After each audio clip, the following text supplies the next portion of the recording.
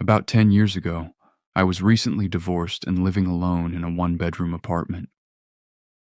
The place was clean and the rent was decent.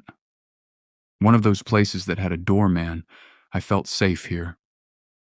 I was alone and loving it, focused on my career and not on my clingy ex-husband.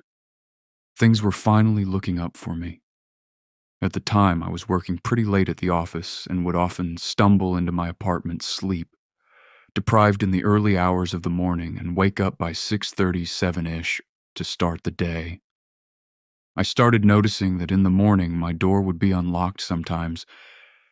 I usually dismissed this as my sleep-dead brain thinking that the bed looked more appealing than locking the door. Another thing that I noticed since moving in was that I seemed to misplace things more than I used to. Little things like a hairbrush or nail polish, that sort of thing.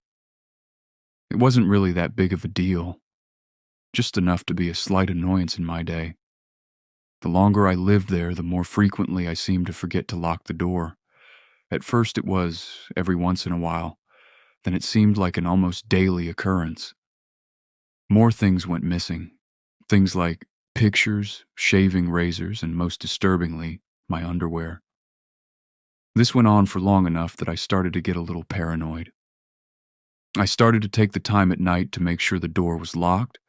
I got into a habit of every night after I locked the door to turn the handle 3 times and say to myself, "It's locked, it's locked, it's locked." Time after time I would wake up and the door would be unlocked.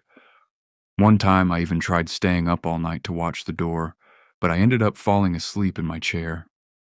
I decided that my mind was not reliable enough to stay up all night, so I invested in a video camera. I went all out and bought the fanciest camera that I could get my hands on. So one night I set the camera up facing the door. I hid the camera under a pile of towels on the floor.